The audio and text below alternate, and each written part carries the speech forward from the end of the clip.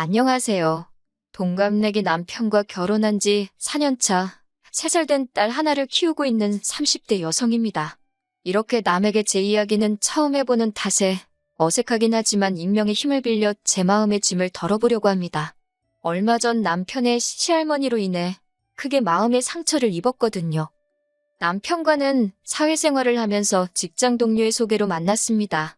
말수가 적었지만 행동 하나하나에 배려가 있었고 성실한 모습이 마음에 들었지요. 하지만 남편이나 저나 낯을 많이 가리는 성격 탓에 가까워지기까지에는 시간이 제법 걸렸어요. 사귀기 전 반년에 가깝게 요새말로 썸을 탔습니다. 그러다 남편의 수줍은 고백과 함께 연애를 시작했고 이후로 시간이 흘러 결혼하자는 이야기까지 나왔네요. 남편의 어두운 과거를 알게 된 건 진지하게 결혼 이야기를 나누던 때였어요. 결혼을 하자 하면서도 상견례 이야기만 나오면 화제를 바꾸고 제 눈을 피하는 남편을 보면서 뭔가 감추는 게 있구나 싶더라고요. 결국 제가 남편을 몰아붙이듯이 어머님 아버님께 인사를 드리러 가고 싶다고 말했습니다. 그러자 남편이 꽤나 주저하길래 결국 제가 솔직히 털어놓으라고 그런 이야기 하나 속 시원히 못하는 사람하고 어떻게 결혼을 하겠냐고 차라리 헤어지자 했어요. 그러자 남편이 어렵게 털어놓은 이야기는 제가 예상한 것보다 훨씬 지독하더라고요. 일단 제 배경부터 말하자면 저희 부모님은 평범하신 분들입니다. 아버지께서는 직장을 다니는 평범한 회사원이셨고 정년까지 몇 년 남지 않으신 상황이었어요. 어머니께서는 중학교 선생님이셨고요. 모난 것 없는 가정에서 사랑받으며 자랐습니다. 반면에 남편은 어머님 아버님께서 남편이 고작 3살이던 때 이혼을 하셨다고 해요. 신혼아이는 고작 5살이었고요. 이후로 한동안 시할머니와 시할아버지 그리고 아버님의 동생인 시삼촌과 함께 서울에서 한참 떨어진 시골에서 지냈다고 합니다. 그런데 시삼촌이 정신적으로 많이 아픈 사람이었기에 툭하면 남편과 신우를 때렸던 모양이에요.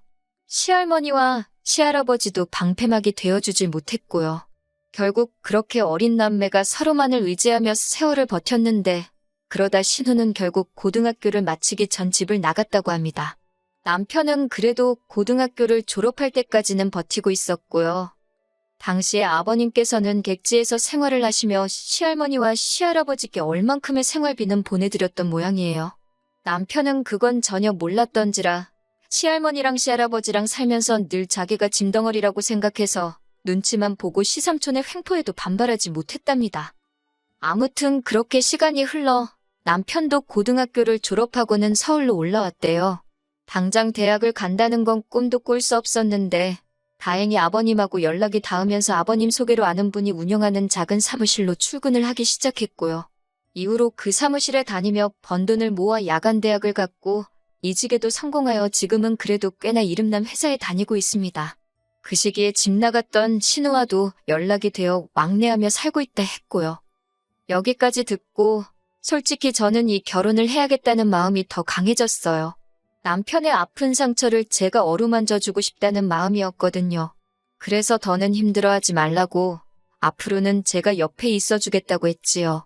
그렇게 저희는 결국 부부의 연을 맺게 되었습니다. 그리고 친정부모님께는 이런 사정을 구구절절 말씀드리지는 않았어요. 지금 남편이 어떤 사람인지가 중요하다 생각했고 저희 친정부모님이 그럴 분들은 아니시지만 그래도 남편의 고된 과거 이야기를 알게 되시면 괜한 편견을 갖진 않으실지 걱정이 되었거든요. 하지만 결혼 생활이라는 게 저랑 남편 2사람만 노력한다고 다 되는 건 아니더라고요. 저희가 결혼식을 올리고 얼마 지나지 않아서 상상하지도 못한 시할머니의 횡포라고 해야 할지 감당하기 어려운 요구들이 이어졌으니까요. 신우는 저희보다 1년 일찍 결혼을 했는데 일찍 집 뛰쳐나간 X를 도와주긴 뭘 도와주느냐며 시할머니 시할아버지께서 한 푼도 도와주지 않으신 걸로 알아요. 그래도 신우는 시할머니 댁을 떠난 이후로 미용일을 익혀 돈도 벌고 있었고 비록 많지는 않았지만 나름 어느 정도 모아둔 돈이 있었다대요. 남편 말로는 한 2천만 원인가 들고 시집을 갔다나요. 반면 저희가 식을 올린다 하니 시할머니께서 흔쾌히 3천만 원을 보태주셨습니다. 솔직히 저희는 저희가 모아둔 돈에다 대출을 얼마 받아서 시작하려던 생각이었기에 처음에 시할머니가 주신 3천만 원은 거절했어요.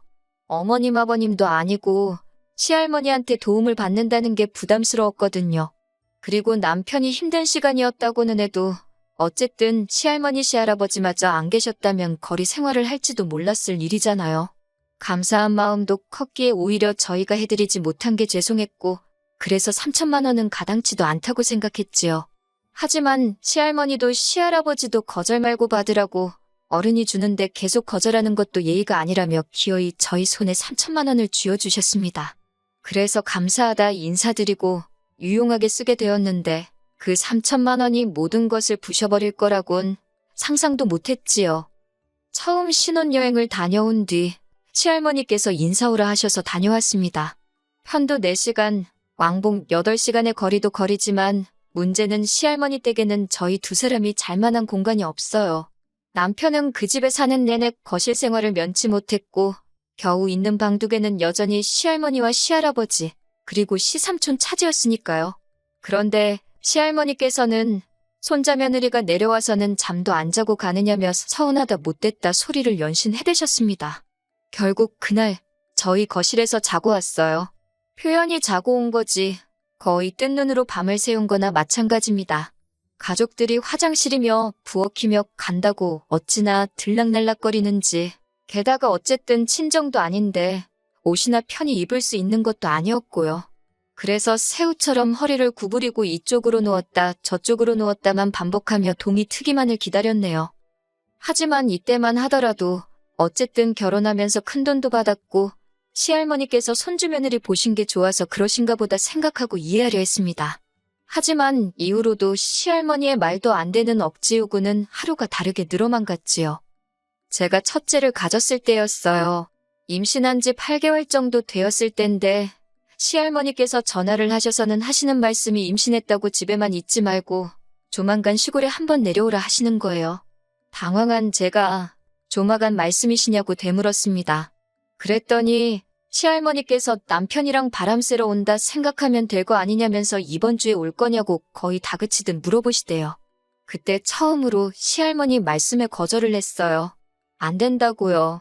몸도 무겁고 어려울 것 같다 하니까 그때부터는 저더러 괘씸하다 하시더니 무조건 오라고 화를 내셨지요. 그리고 결국 제가 시할머니 고집을 어떻게 꺾겠어요. 남편도 가기 싫으면 안 가도 된다고 말은 했는데 그때만 하더라도 남편이 칼같이 선을 그어주지를 못하더라고요. 결국 어쩔 도리가 없어서 그럼 당일치기로 갔다 오자 했지요. 하지만 시할머니 댁에 가기로 한 당일 남편과 함께 차에 타서 고속도로를 타고 1시간쯤 달렸을까요?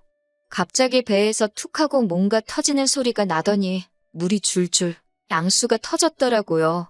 결국 고속도로 한쪽에 차를 세운 뒤 119 부르고 병원으로 이송되었습니다. 다행히 건강한 딸을 출산하기는 했지만 지금도 그때를 생각하면 아찔하고 시할머니가 원망스러워요. 그도 그럴 것이 제가 양수가 터져 못 내려간다 하니까 시할머니께서 어째 생기다 말았냐고 뱃속에 애도 지엠이 닮아서 생기다 말았는가 보다고 벌써 나오느냐고 그러더라고요. 그런 악담을 들었는데 제가 시할머니에게 좋은 감정을 가질 수가 없었지요. 이후로 저는 조금씩 시할머니께 드리는 연락을 줄였고 아이를 핑계로 시할머니 시할아버지 생신이나 명절을 제외하곤 발걸음도 하지 않았습니다. 이로 인해 시할머니께 남편을 무척이나 달달 볶으셨어요. 사실 생각해보면 남편과 시할머니도 떨어져 산 세월이 10년이 넘었는데 시할머니께서는 그때 남편이 당신에게 소홀했던 건 하얗게 잊으시고 그저 손주 며느리가 연락을 자주 안 한다고 저만 미워하시대요. 저 때문에 다정하던 손자가 변했다나 어쨌다나 남편도 이 부분에 있어서는 꽤나 황당해했어요. 시할머니 시할아버지 그리고 시삼촌의 눈치를 살피기에 바빠서 자기 목소리 한 번 크게 못 내고 시키는 일 고분고분하는 수밖에는 없었는데 시할머니 눈에는 그게 남편이 다 착해서 그러는 것처럼 보였던 모양이에요. 한편 그렇게 저희 딸 첫돌이 지나고 얼마 지나지 않았을 때였어요. 이른 아침 시간에 친정어머니로부터 연락이 왔는데 친정아버지가 숨을 안 쉰다고 그래서 지금 병원에 가고 있다고요. 그리고 몇 시간 후 친정아버지께서 돌아가셨다는 최종 선고를 받게 되었지요. 슬펐다 어쨌다. 그런 몇 마디 단어로 표현할 수 없는 슬픔이었네요. 사무제를 지내고 시할머니께서 시할아버지와 함께 올라오셨습니다. 말이 나와서 말이지만 저희 아버지 장례식에는 안 오셨어요. 당신 운세가 그의 장례식장에 가면 상문사를 맞는다나 어쩐다나요. 그래서 안 오셨다가 사무제 지내고 나니 오신 겁니다. 가뜩이나 마음은 아프고 몸은 힘든데 그런 시할머니가 반가울 리 없었지요. 그래서 식사대접만 했습니다. 그 당시에는 식사대접 말고 제가 뭘 할 수 있는지, 뭘 해야 하는지도 딱히 생각나지 않았고요. 그런데 시할머니께서 이튿날 내려가시면서 하시는 말씀이 어쩌면 노인네들한테 자고 가라 소리도 안 하냐입니다. 아차 싶기도 했고 동시에 어쨌든 주무시고 가시면서 왜 저렇게 화를 내시나 이해가 안 됐어요. 무엇보다 집엔 저 혼자만 있던 것도 아니고 남편도 있었는데 남편도 주무시고 가시라 소리를 안 했다는 거잖아요. 그러면 손자인 남편한테 먼저 서운하셔야지. 이제 막 아버지 떠나보낸 손자 며느리한테 그렇게 화를 내실 일인가 싶더라고요. 저도 모든 게 성가시고 짜증도 나서 끝끝내 죄송하다 소리도 안 했습니다. 그랬더니 이제 시고모들한테 제 욕을 하셨던 모양이에요. 피도 눈물도 없는 X라고 울고불고 하시면서요. 그 이야기를 시고모를 통해서 전해 듣는데 정말이지 피도 눈물도 없다는 말 할 수만 있다면 시할머니께 되돌려드리고 싶은 심정이었습니다. 그렇지만 결국 팔은 안으로 굽는다고 제가 아니라고 항변을 하면 먹히기나 했겠어요? 그냥 듣고만 있었네요. 지금이라도 시할머니께 전화해서 죄송하다 하라는 시고모 말에도 아무 대답도 안 했지요. 그러다 결정적으로 일이 터진 건 시할머니께서 지난해 무릎 수술을 받으시면서였어요. 남편도 저도 회사 생활을 하느라 바빴고 친정어머니께서 주말에 육아를 도와주시는 상황이었습니다. 사정이 그렇다 보니 무릎 수술을 하셨다는 이야기를 듣고 한번 내려가 본 이후로는 통 찾아뵙지를 못했어요. 그래도 시할머니 근처에 시고모가 두 분이나 살고 계셨으니 솔직히 걱정은 안 되었지요. 그런데 시할머니께서는 저희더러 못 데쳐먹었답니다. 생전 말 안 하면 보러 오지도 않는다고 그러다 당신 죽으면 향냄새나 맡으러 올 거냐면서요. 하지만 시할머니 댁 이제 아이까지 있는데 정신적으로 아픈 시삼촌까지 있는 그 집에서 자고 올 생각만 하면 엄두가 나지 않았거든요. 게다가 핑계 같지만 거리가 먼데 아이가 자동차를 오래 타지 못하니 그것도 한몫했고요. 그런데 그거 가지고 시할머니가 그렇게 화를 내시더니 급기야 저희 결혼할 때 보태준 3천만 원을 토해내랍니다. 그걸로 당신 장례비나 써야겠다면서요. 안 받는다 할 때는 기어이 주시더니 이제 돈 가지고 치사하게 나오시는구나 싶어서 실없는 웃음이 다 나오더라니까요. 저도 같이 치사해지긴 싫었지만 저희 결혼한 이후로 시할머니께 달달이 30만 원씩 용돈하시라고 보내드리고 있었습니다. 그렇게 보낸 세월이 4년이에요. 특별히 명절이나 행사가 있으면 당연히 따로 또 챙겨드렸고요. 그래서 제가 한번 대충 계산해보니 2천만 원 가까이 되대요. 가랑비에 옷 젖는 줄 모른다더니 저도 계산을 해보고서 정말 깜짝 놀랐답니다. 남편에게 어떻게 했으면 좋겠냐고 물으니 드리긴 뭘 드리냐고 아무것도 드리지 말라고요. 자기도 이제 그냥 안 보고 살고 싶다면서요. 하지만 계산은 똑바로 해야지. 뒤끝 찝찝한 건 싫어서 제가 따로 챙겨드린 돈 말고 그냥 매달 드린 돈만 계산했어요. 그랬더니 그게 거의 1,500만 원 가까이 되어서 시할머니와 시고모들께 그렇게 설명드리고 남은 금액만 계좌로 보내드렸습니다. 그랬더니 시할머니가 당신이 제 남편을 어떻게 키웠는데 어디서 불효시 같은 게 들어와가지고는 당신과 손자 사이를 갈라놓는다고 말 그대로 뒤집어지고 난리를 치셨나 봐요. 시고모들이 차례로 저에게 연락을 해와서 그래도 그러는 건 아니라면서 남은 돈도 보내고 죄송하다고 빨리 가서 빌라나요? 그럴 일은 없을 거라고 단호하게 대꾸했네요. 그리고 시고모들까지 저한테 난리친 걸 알게 된 남편이 마지막으로 얼굴 보고 이야기하자며 저와 함께 시할머니 댁에 가잡니다. 가서 모든 걸 정리하고 오자면서요.